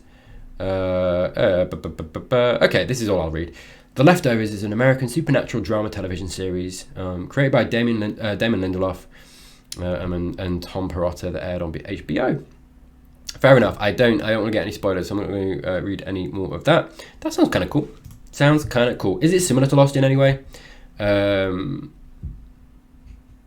Oh wait, no. You mentioned a very abstract and artistic show, which made me want to mention actually. And actually, to be fair, this goes back to the question previously, about top 5 shows. Hannibal with Mads Mikkelsen is one of my top 5 shows. I love that show. I think Mads Mikkelsen's a fucking triumph in that, if I'm completely honest. But what made me think of that was the abstract artistic quote there from Tanti, because I think Hannibal is very much in keeping with that kind of thing. It's very abstract, very artistic, very kind of it got cancelled, I think. I think there's like 5 seasons, but I loved Murky Barack. Hello. Hannibal's so good. Yeah, it is. It really is. I love Hannibal a lot, and I think that's a really nice character study on a lot of what's the other guy? Will. Will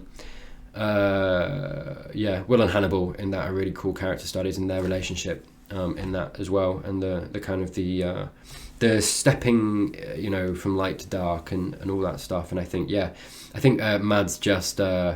Mads in that role is so perfect. I love his that actually made me because Hannibal's a really good chef, really good cook, and that show goes to pains to like make it everything that he cooks. I know that's a big character tie because of what he does to his victims and all that stuff. So that's probably that's absolutely why they do that in the show. I remember, and this says more about me, I guess. Hi, Murky Barack. Hello, good to have you. Sorry, Tanti, I'll get to you in a second. That made me want to cook. that made me want to learn to cook, because I was like, you saw him, he's a very refined man. He forgetting all the dark stuff, right? He invites people round to parties. He's very clever. He's got all this, conversation fodder when people come that, it's very high to do. He's always got wine. He did this, like Mads did this thing, which is very creepy and very pretentious, but I think it's very fitting with Hannibal. Trying to think if I've got a wine glass in here. But he does this thing whenever he's gonna take a sip of wine. He kind of grabs the glass and kind of does this and like smells it a little bit before he goes and takes a sip. And he did that every single time. And I don't know what it was, but it's just little character touches like that I love. And he always did that. And it was always kind of I feel like it told you so much about the character, because, like I say, very very almost pretentious, but also shows you an appreciation that he has an appreciation of like wine and knows his stuff, and like that's compounded upon with these parties that he hosts, and knowing about all this food and different ways to cook food and the different ways to cook different food. Anyway, I consider myself I'm not in any way a good enough chef to compare to that, but like I like, the reason I always wanted to learn to cook was because of that show and what that show did, and I always got this image in my head of being this kind of not Hannibal-esque person in the sense of the bad stuff, but in the stuff that people thought of him as, this very kind of intellectual being that knew how to cook and entertain and knew wines and all that stuff. And I'm not saying that I know wines, that I don't. I absolutely don't. Tanti, it's based on a mystery. Ooh, so in a way it's similar, but it's a lot less about actually finding out the solution to it. And it's much more about how said mystery and the unknown affects our characters. Interesting. Yeah, that does sound abstract. Also, The Leftovers placed 17th on Rolling Stone's 100 Best TV Shows Ever, above Lost. Ooh, so it's pretty critically acclaimed. Fair, yeah. I mean, to be fair, like I do feel like there's been a lot of stuff out since Lost that has been really good. I know at the time Lost was, really considered to be a good show, big show. I feel like all the characters talk and act very pretentious, but it really works with the show since it's so artistic in every aspect. Yeah, absolutely. Like, this is the thing. I think in Hannibal, for example, like Hannibal and... I mean, well, yeah, it's like you say, everybody, I think, but it's that kind of... by the way, I love the season in Florence, because Florence is was it Florence? Florence is one of my favourite places. I love it so much. I mean, maybe I sound a little bit pretentious, like, oh, you haven't been to Florence, fuck you. That's not what I'm saying. But in Hannibal, yeah. I think that's the thing. I think that's because they lean into that. It's artistic, and yeah, it's almost... it's very literary, I think, in the way that it's written and presented. Sorry, because that's a very vague thing to say, but I know what I mean. I don't think I quite have adequated that in the way that I mean it, though.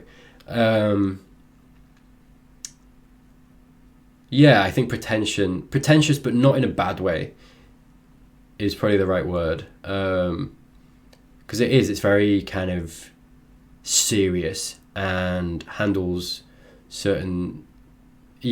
sorry, I'd need a little bit more time maybe to adequate it better, but yeah, I love Hannibal. I love it, and I was really sad when it got... I understand why it got cancelled, because I do think it's a very niche show in a way, and I think a lot of people probably are put off by those kinds of things as well, which is fair. Everyone's opinion's different, but God, man, I love Black Sails. I know we talked about Black Sails a little bit during this stream, but I kind of want to rewatch it. I love Toby Stephens so much in that, and he's going to be playing Poseidon in the new Percy Jackson show, which is interesting. I know a lot of people wanted Logan Lerman for that role, because he played like Percy Jackson in the films and all that stuff. But yeah. I mean, look, we've streamed now for nearly 2 hours. I did say there was kind of a soft cap on like a soft cap on this Q&A for about an hour. I was going to recommend Black Sails to you. I've talked about Black Sails a lot during this stream because someone asked before about my top 5 shows, and Black Sails is one of them. It's in my top 3, with Toby Stephens and Bryan Cranston being like top 2 performances that I've seen. Like Toby Stephens is phenomenal in that, and if anyone ever asks like who's my favourite actor, honestly, usually I say Toby Stephens, just because of his performance with Black Sails. And I think Black Sails is ahead of its time in a lot of the themes and the things that it handles. And goes with, and hey, I mean, if you just want a basic kind of, you know, pirate adventure watch drama, then it's a good pick. Yeah, it's so good actually to rewatch. When did I watch it? I think I watched it like, God, I want to say a couple of years ago now, but it wasn't that long ago. Anyway, I think we've deviated a little bit from the Breaking Bad talk, so I'm going to call that there. I did say earlier, and I will be doing this. I'm going to keep streaming, I think. But I'm gonna play like Elden Ring or something, or Apex. I don't know, maybe I'll do Elden Ring. I think we'll see how that goes.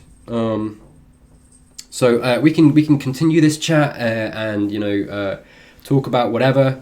But I think the official Breaking Bad Q&A discussion is done. I think we've been at it for a little while now, and yeah, like I say, I've deviated a little bit. My fault. From Breaking Bad. So yeah, we'll end that there. I'll put my Be Right Back screen on, my usual Be Right Back screen, and when I come back, I will have like Elden Ring or something set up depending on what I fancy. So feel free, no pressure. You can hang about or not as you like. No harm done. Don't worry, I won't be offended. No Manor Left. Oh, thank you for the follow. Thank you for being here. Sorry, we are wrapping up the Breaking Bad stuff now. Unless you got a question, feel free to fire it away. Dang it, I missed it. Sorry, dude. Yeah, and to be fair though, I will be posting I will be getting this VOD and posting it on YouTube later, at some point. But God, it's so annoying because I was asked a few questions that I know I'm going to have, if not different answers, like additional answers that I'm like, you should have said that. That's what, I have a horrible memory. If someone like asks me like, this is the thing, you know, and that's absolutely fair because this is what this was supposed to be. People ask me like, you know, what's your top 5 thing? What's your top 5 characters, shows, and all this stuff. And I'm one of those people that as soon as people ask me like, what's your top 5 something, every single book, TV show, movie erases itself from my brain. And that's unfortunate, really, isn't it? So yeah, so we'll see. I know, like I missed out like Hank at one point for my top 5 characters, which was a sin, an absolute sin. But yeah, so yeah, we'll see. But hopefully, I'm not going to regret my answers too much. Do you ever play Valorant? No, I don't. Never played Valorant. I've seen some other people play it, but I don't know what it is. I've never been, because like I think my like FPSs I've played. I started with Fortnite when that started. That was like my in for that kind of stuff. But I played that for like, I don't know, maybe a year when it first came out, and then I moved to Apex and I played some. I played some Warzone, but I'm not like partial to Warzone. I kind of played that to play with some mates. But Apex, I love Apex quite a lot. Just yeah, that's kind of my favorite, I think. Groom. Growham. Hello. Hi. Thank you for being here. Sorry, the 0 threw me. I don't know why. I absolutely don't know why. Just watch your reaction. Good stuff. Thank you. Yeah, it's a little bit indulging actually, that video. In the way that I do, just kind of like, it's less edited in the way that like usually obviously my Breaking Bad videos about 30 minutes or so max, usually. But I was like, it's the finale, I'm just going to indulge myself, I'm going to just leave everything in for the most part. Obviously I did still cut little bits out, but yeah, it's quite a long one, so good. I'm glad that glad you enjoyed. I'm trying to think before I go what else I maybe want to talk about as well, because I'm sure there's loads of stuff that I could, but and as soon as I go off and start playing Elden Ring or something, I'm going to be like, it's going to be all this stuff that I wanted to talk about that I just didn't think of at the time. No Man Left, are you taking a break from the BB universe before going on to El Camino or Better Call Saul? Not, I mean, a little bit, I guess. So basically my plan going forward is my next video I've recorded yesterday is a first, middle, last on Smallville, which I'm aiming for next week. Then after that, my next video after that plan is to do Buffy, the next Buffy, and then after that I'll record El Camino and get El Camino out. So that's the plan. going forward. So a little bit, but not really. I'd say El Camino in the next 2-3 weeks, and then after that I'll work on Better Call Saul as well. So after like El Camino's out, next thing I'll probably record is the first ep of Better Call Saul, and go from there. So I'd say in the next month or so we'll be on to Better Call Saul, maybe something like that. So kind of yes, kind of no. Did you have your answer about Hank's phone call? I did, yeah. A lot of people were like, I mean, to be fair, I think at the time I thought of Gus. I think Gus was always my inner canon, head canon. But I think a lot of people were like, oh yeah, I think the assumption was that it was Gus as well. So yeah, unless there's another take on that, but I think that was what I was thinking. And that's what people said as well, so. Tansy, you mentioned your memory is not great with TV shows. Have you ever thought of keeping track of what you watch? Something like Letterboxd or just a simple spreadsheet? I started doing it recently and it's actually pretty fun to see my top 10 list with all the ratings, etc. Interesting. No, I don't know about Letterboxd, honestly. It's interesting. It's weird, isn't it? But like my favourite book series as a kid was Wheel of Time, which actually has recently got its own Amazon show. Like last year, I think it came out. But it's like a 14 book series. It's huge, and I only ever read it once, and I don't remember how it ended. My favorite fantasy book series, my favorite book series that I always say to people, and I don't remember how it ended, which is insane. So yeah, it's brilliant if you want to rewatch. You know, I can leave it like a few years and then go back and rewatch something and have no idea sometimes what happened or how it ended. Like I'll remember stuff. I will remember stuff, obviously, but yeah, it's by no means comprehensive, let's say. But I've not heard of Letterboxd actually. So yeah, maybe something to look into. But I just find media in general just eventually erases itself from my brain. No idea why. Because like I'm the same with scripts as well. I know some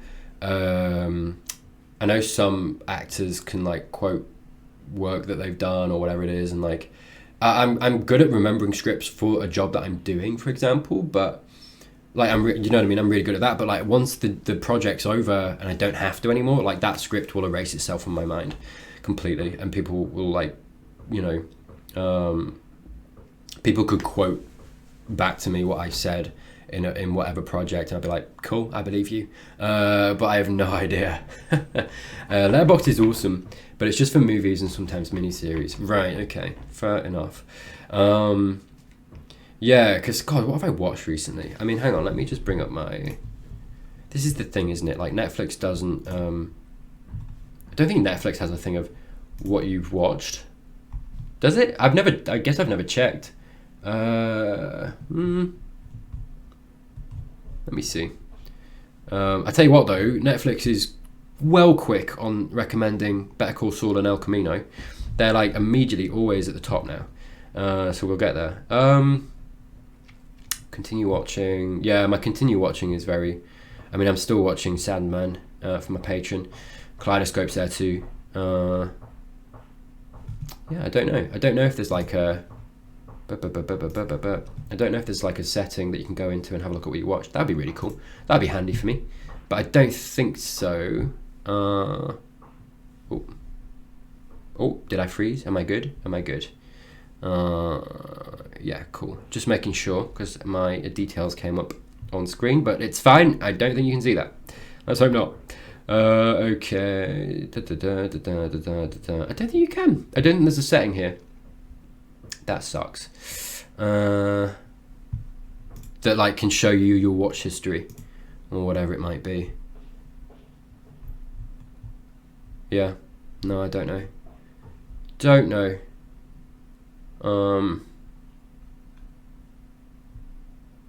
Yeah.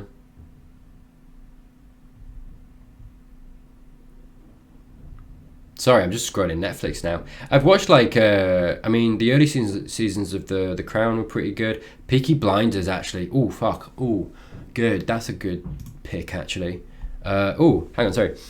You can access your view history on Netflix somehow, but it's pretty messy to figure out. Right, yeah, okay. Or at least a year ago you were able to. Right. Yeah, Peaky Blinders might be a top 5 show. I really do like Peaky Blinders. Like The Crown's okay. So I'm just basically going over what Netflix is kind of given to me. Suits I liked for a while. A little bit less. The Last Kingdom's pretty good until like the final 2 seasons, or the final season. I think that's a really good show for like 3-4 seasons. Still not finished The Queen's Gambit. I should get on that. I've only watched 1 season of Stranger Things. Should maybe get onto that actually at some point. Narcos I've heard of a lot. I know it's Pedro Pascal. Could be interesting. I don't know how good that is.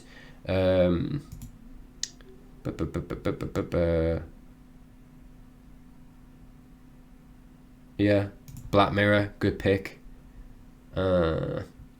iZombie I really enjoy. I've not finished that either, though. I think at the time I watched as much as there was out, and then a final season or another 2 seasons came out, and I just was too busy for them at the time.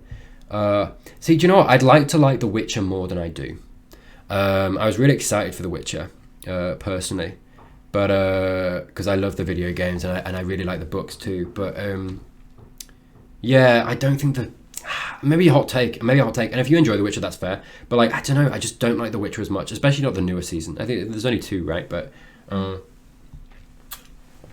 and I tried to watch Blood Origin, but I didn't get past 1 episode. I just don't think it's very good, personally. Castlevania. I really like Castlevania, apart from the last season. It fucks it in the last season. Yeah, something I would say about The Witcher. The first episode, there's the combat scene, if you've seen it, with Henry and the guys in the village, which is really, really good. And I was like, oh, this is exciting. This is really good, physicality, and a really good fight scene. And then they never do that again. Obviously there's other fight scenes, but they never do the same. They go hard in that first episode, and then never go that hard again, which was really disappointing to me. Yeah, Castlevania, I'd like to rewatch again. Okay, that's all my watch it again is showing me.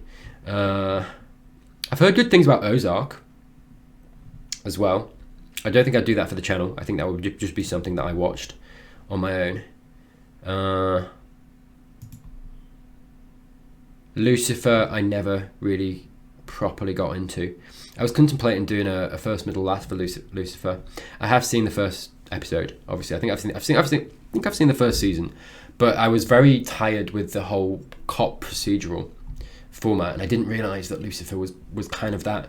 And then when it started happening, I was like, I don't really want to do that again. I'll be honest with you. So yeah, that was a little disappointing at the time, and I just started watching it. I've heard good things about Shadow and Bone. Not seen that yet. There it is, El Camino, recommended to me once more. I like it. Yeah.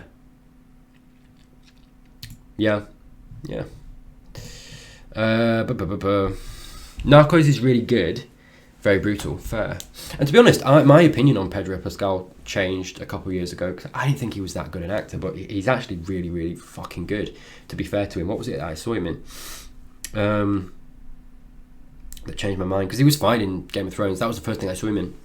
Like, he was perfectly fine, perfectly good in Game of Thrones, but what made me think? Oh, because I thought maybe in Mandalorian he wasn't.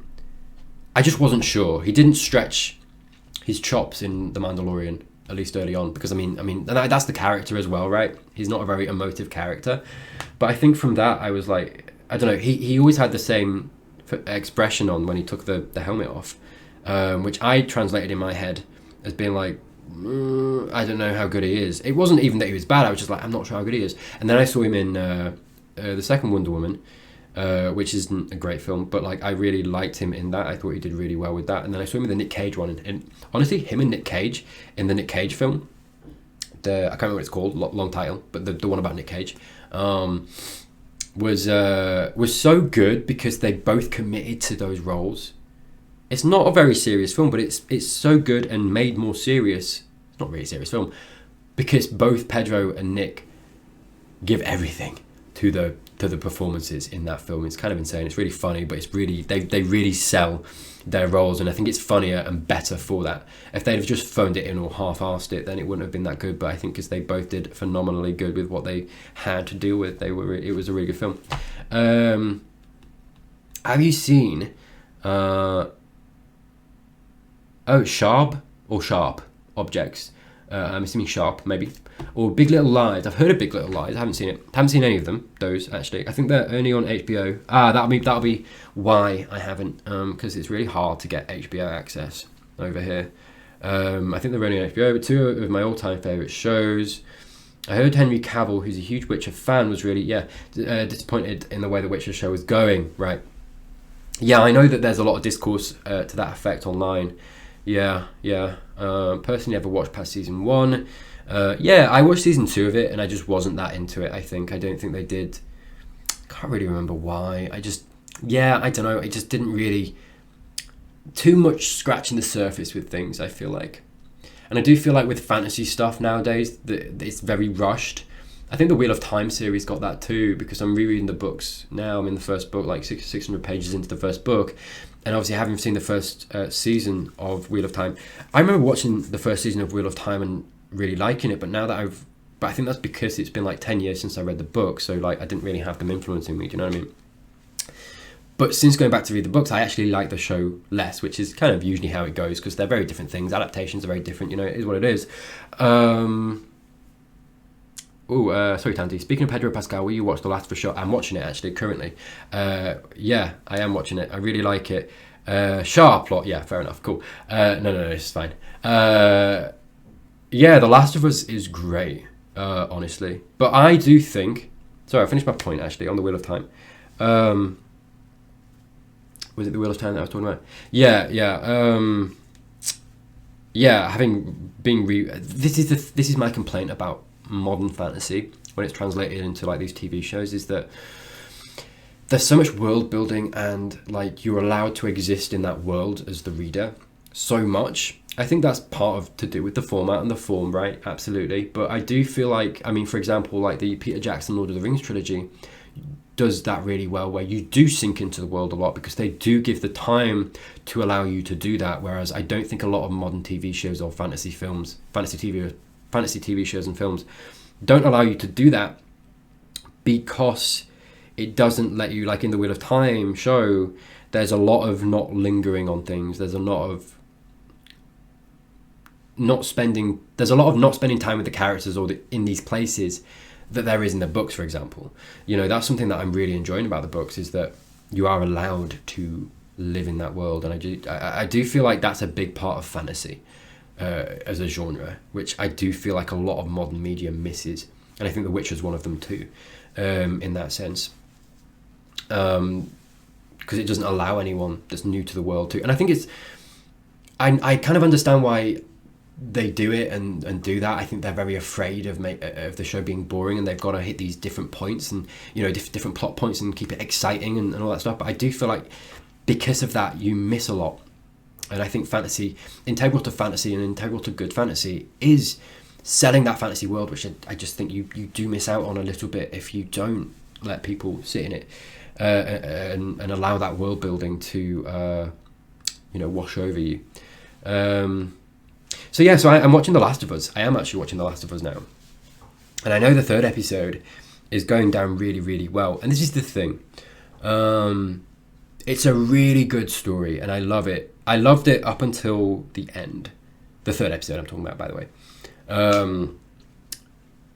But I remember watching it, and I was like, people are going to eat this up. People are going to love this, which I think, the reaction to the 3rd episode, I think a lot of people, and that's absolutely been the case, a lot of people do love it. And I was like, I get it. I completely get why. And I could tell from watching it that people were going to get that from it. And it's a very well written episode. It does it so well. It does the relationship between Frank and Bill so well. I watched my mate play it at uni, so I'd missed some of the story. So I was in and out. But I remember watching my mate play the game. And so I've seen some of what happens, and I think I know how it ends. I'm not sure. But I think the show's doing so well because they are pretty much almost scene for scene. I know they are changing stuff, but like The Last of Us as a game is very filmy. It's very much a film, right? It's almost sometimes less of a game and more of like a show or a film or whatever it might be. And I think the reason that it's doing so well is because it's a really good story in that game, and they are pretty much telling it word for word in the show, right? Which is like almost like, why are you doing that? Because it's like, so it's like it's clear to me why the show is doing well, because they're just telling that same story, which is absolutely fair. But and the only thing that I can, it's almost like someone that I was talking to was always like, it kind of feels disrespectful a little bit to the game, because it's like they're just taking that and putting it on something else, I guess. And to my mind, it's basically just giving that story more mileage, more influence, more I guess, what's the word, more a different space for more people that wouldn't have seen the game, played the game, to experience that story, which is fair. But yeah, so why is it, I guess, that I'm really enjoying the show, by the way, just to be clear, really enjoying the show, I am. And I think it's a really good in, and it's making me want to play the game, honestly, to be fair. So episode 3, really, really good, really, really well told, until it gets to the point, and so my partner's disabled, right? So this comes from them, really, and and so it's a very niche perspective, because obviously not everybody is disabled, right? But the episode we've just had, basically, so I understand why people don't come at it from this perspective, because I think, there is a larger demographic watching the show and just generally out in public that are able-bodied, right? But the third episode we just had, at the end, does kind of press down on a message of, if you are disabled,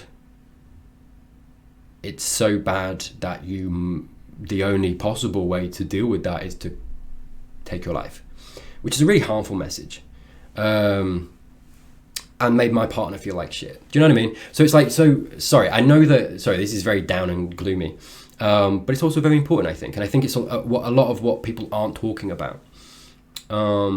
And I think if we were both able-bodied, and this was an opinion maybe that we saw about the episode, I probably wouldn't talk about it. But because it's like, it's not my place to talk in the place of people who are disabled, right? But I think because my partner is, and I know, and I could see how that affected them.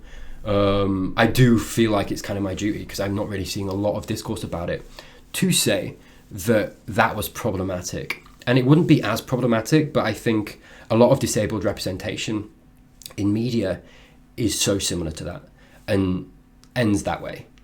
And I think it's worse in a way, not worse, but like, I think the part of the problem was as well that it was a very vague, it wasn't like specified. It was implied that it was something like cancer that the guy had, that Frank had.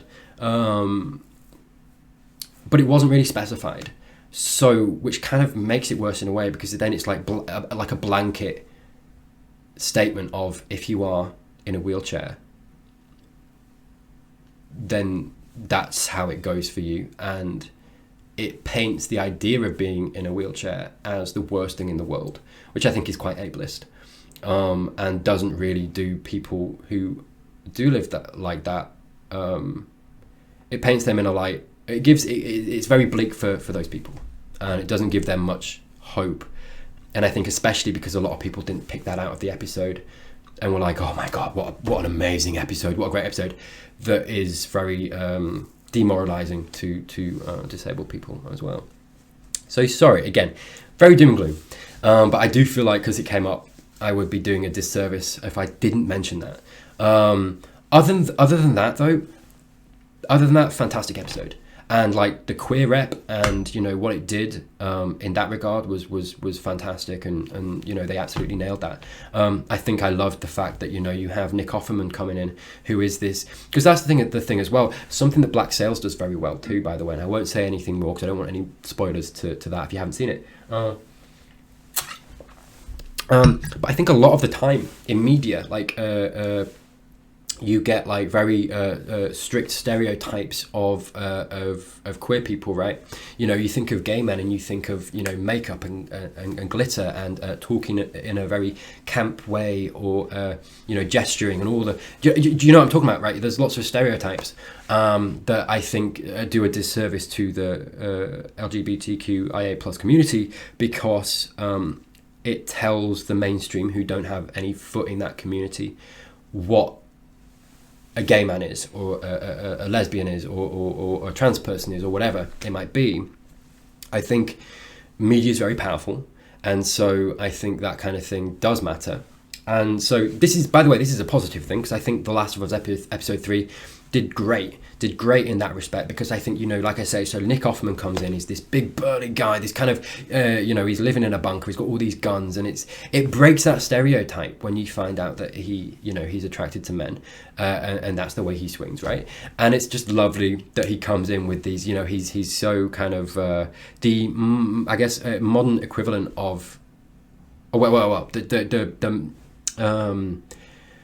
He comes in and is presented to you, introduced to you in the episode as this personification of, I guess the American ideal in a lot of ways, right? In regards to manhood and men and how they should be. You know, he's, like I say, this big burly guy, big beard, you know, driving around very, he's got this bunker, you know, all these guns, very, very capable, handyman, all that stuff. Which breaks the mold, which goes against the stereotype, which I think is the kind of representation that is needed with that kind of thing. And so I think, you know, coupled with that and how well they do with that, it's all the more almost disappointing with how that ends. And yeah, it is what it is.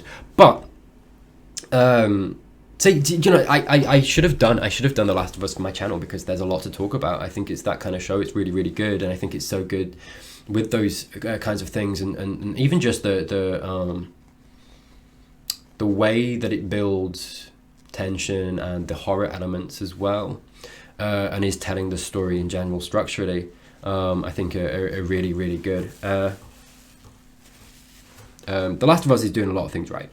So sorry to start on a negative, but I do really like the show.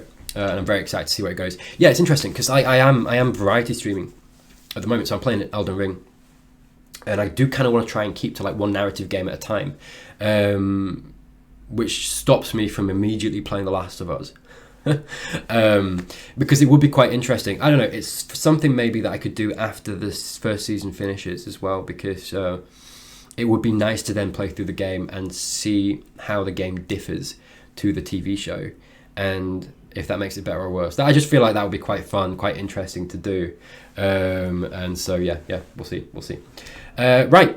I think, sorry again, I've stayed on for a little bit longer. It's been nice chatting, and thank you to those who have joined a little bit later and contributed and chatted and put your little message, put your little question, that's so condescending. Put your little questions in. Put the questions in the chat. Thank you very much. But yeah, I will stay on stream. I will do a be right back screen in a second, and I'm just gonna, you know, go to the toilet and maybe get something quick to eat, and I'll be back to play something. I think probably Elden Ring. So feel free to stick around. We can still chat about this stuff if you'd like. You can also just, you know, lurk in the background and just watch me play and chat and whatever else as well. So there's no pressure. But no, thank you for those who have joined and been contributed to the Breaking Bad talk and all the TV film talk and everything as well. It's been awesome. So yeah, oh god, I'm anticipating all the things that I didn't talk about that I'm going to think about in the next week or so. But anyway, this, I will upload the Q&A and all this stuff to YouTube probably at some point as well. So don't worry if you've missed it. I mean, you can also watch the VOD after this as well if you'd like to catch the stuff before. But yeah, all right, with that I will leave that there. Thank you so much, and yeah, I'll be back soon for anyone that's looking to stick around. Like I say, no pressure, but yeah, thank you very much. Thank you for being here, and hey, El Camino, Better Call Saul coming soon-ish. And yeah, if I don't see you till then, I'll see you then. All right, in a bit.